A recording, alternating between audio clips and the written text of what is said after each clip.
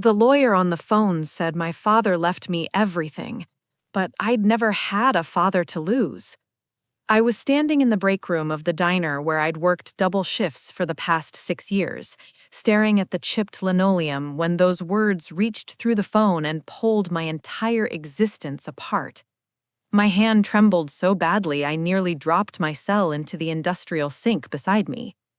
"I'm sorry, you must have the wrong person," I said, my voice barely louder than the hum of the walk-in freezer behind me. "My father died before I was born. My mother raised me alone." The man on the other end, Mr. Thornhill, he'd said his name was, let out a long, careful breath. "Miss Reyes, I understand this is unexpected, but I've been searching for you for 3 months.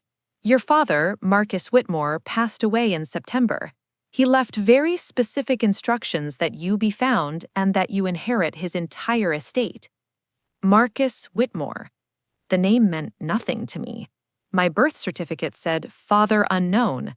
My mother had worked 3 jobs to keep us in a 1-bedroom apartment in a neighborhood where gunshots were more common than birdsong. She'd never mentioned anyone named Marcus. "How much are we talking about?" I asked, because that seemed like the thing you were supposed to ask, even though the question felt absurd coming out of my mouth. "The estate is valued at approximately $3.2 billion. I laughed, actually laughed, a sharp bark of sound that echoed off the steel prep tables. "This is a scam.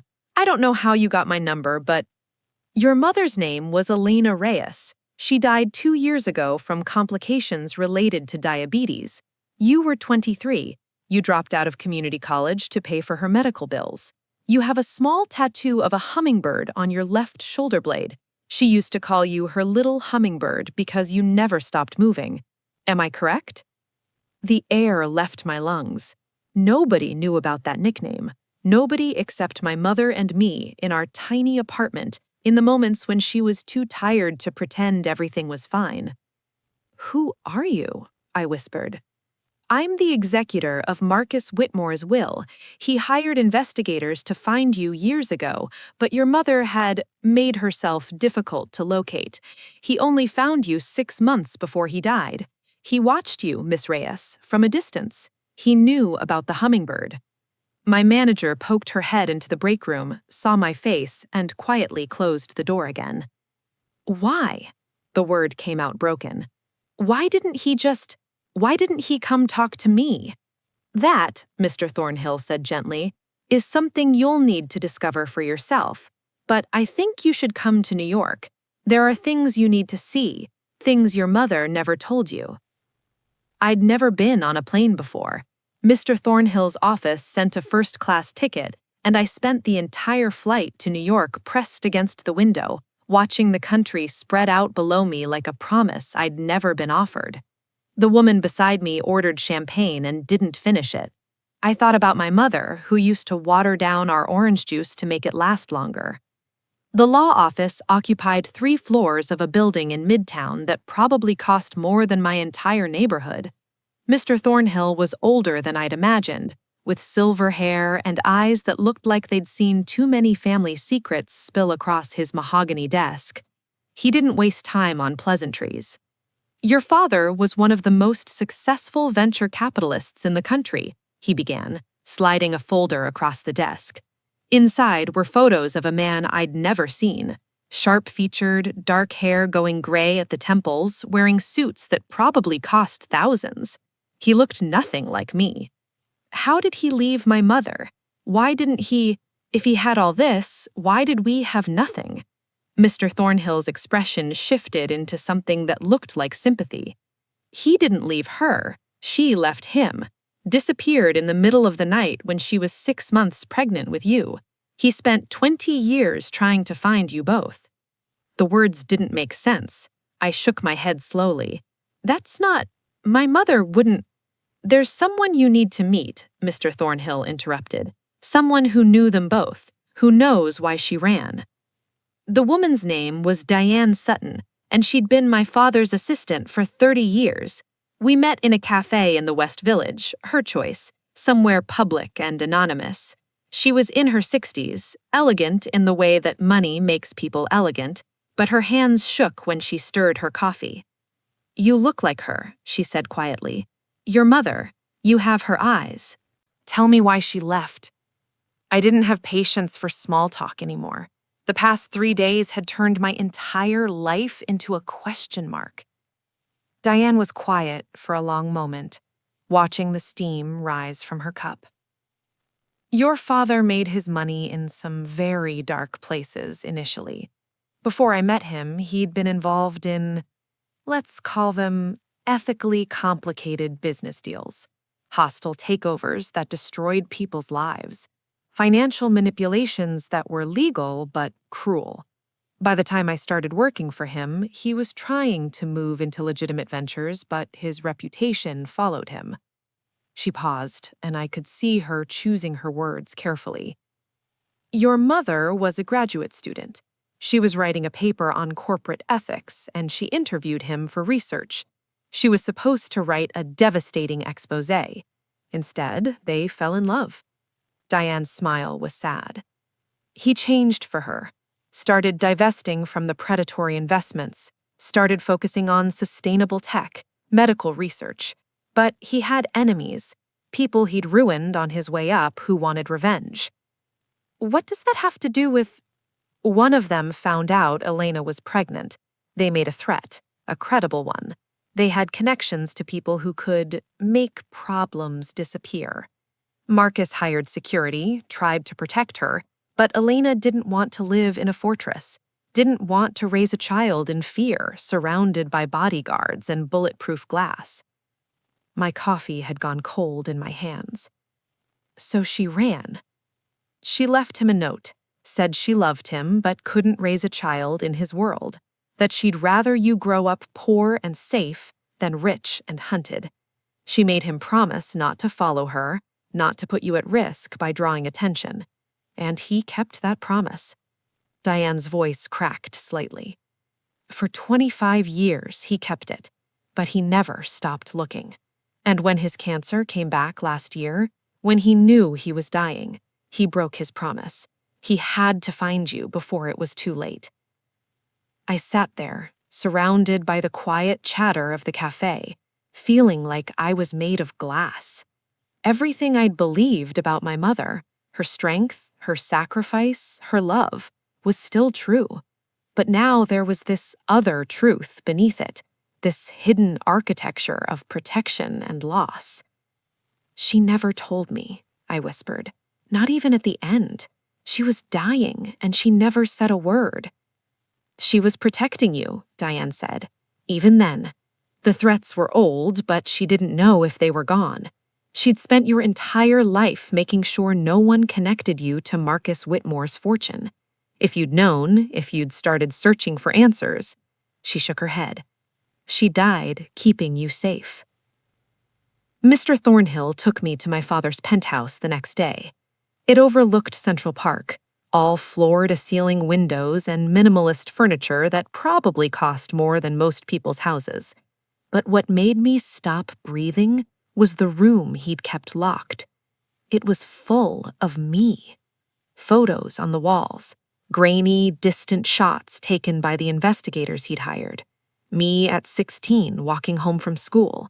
Me at 19 laughing with friends outside a convenience store. Me at 22 leaving the hospital the night my mother died, my face hollow with grief. He'd watched me grow up in snapshots, a ghost haunting the edges of my life.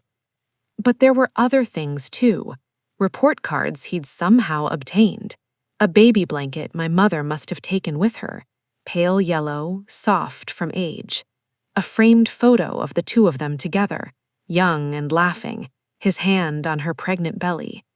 The joy in their faces was so pure it hurt to look at. On the desk was a letter, my name written on the envelope, in unfamiliar handwriting. I sat down and opened it with shaking hands. Catalina, if you're reading this, I'm gone, and you finally know the truth. I don't expect forgiveness for the life I cost you. Your mother made the choice she thought would keep you safe, But it was my past, my mistakes, that forced her to make it. I want you to know that watching you from afar was both my greatest joy and my deepest torture. You are so much like Elena, strong, determined, kind, even when the world gave you every reason not to be. You worked yourself exhausted to care for her at the end. I wanted so badly to help, to reach out, but I'd promised her. And by the time I learned she was dying, by the time I'd decided to break that promise, she was already gone. This fortune you're inheriting, it's built on the ashes of my old life. I've spent 15 years trying to make it mean something better. The medical research wing at Columbia that's developing affordable insulin treatments, the scholarship fund for first-generation college students, the housing initiative in underserved communities. I've tried to turn blood money into something that might heal instead of harm. But it's yours now, all of it. You can continue what I started, or you can burn it all down and start something new. You can reject it entirely if you want. I've set up the trust so you have complete freedom. I only ask one thing. Don't let my mistakes make you smaller. Don't let anger at what was stolen from you consume what's possible now. Your mother gave up everything to give you a safe, honest life. Honor that. Be the person she raised you to be, whatever that means with or without this money. I love you. I have always loved you, even from a distance, even in silence. Your father, Marcus. I don't know how long I sat there, tears streaming down my face, that letter clutched in my hands. Mr. Thornhill waited by the door, patient and silent. The threats, I finally said, my voice rough. The people who made them, are they still? All deceased or imprisoned, he answered quietly. Your father made sure of it before he died. You're safe now. You've always been safe. She just didn't know. I stayed in New York for 2 weeks, learning about the man I'd never known and the empire he'd built trying to atone for who he'd once been. I met with the boards of his foundations, the directors of his initiatives. I saw the insulin research lab where they were 6 months from human trials. I visited the housing development in the Bronx where families like mine, families who'd lived one emergency away from homelessness, now had safe, affordable homes. I thought about my mother constantly, about the choice she'd made, the life she'd given me, the sacrifices that had seemed like poverty, but were actually love in its most fierce, protective form. On my last night in the city, I stood in my father's penthouse, my penthouse now, though it didn't feel real, and looked out at the glittering landscape of Manhattan. I thought about the diner where I'd taken that first phone call, the apartment where I still paid rent, the life I'd built from nothing because nothing was all I'd had. I pulled out my phone and called Mr. Thornhill. I'm keeping it, I said when he answered. All of it. But I'm not moving to New York. I'm going back home. Home? He asked, and I could hear the question in his voice. The neighborhood where I grew up, where my mother raised me. I pressed my hand against the cool glass of the window. There are kids there right now living the way I did, watching their parents work themselves to death, dropping out of school to help pay bills, eating cereal for dinner because it's all there is. My father spent 15 years trying to make this money mean something. I'm going to finish what he started. Your mother would be proud, Mr. Thornhill said softly. Maybe she would. Maybe she'd be angry that I'd accepted money from the world she'd run from. Maybe she'd understand that I was trying to honor both of them, her sacrifice and his redemption. I'd never know. But I knew this. I'd been raised poor, and a lawyer's call had unveiled my billionaire heir legacy. But the real inheritance wasn't the money. It was the strength my mother had given me, the resilience that came from having nothing and building something anyway.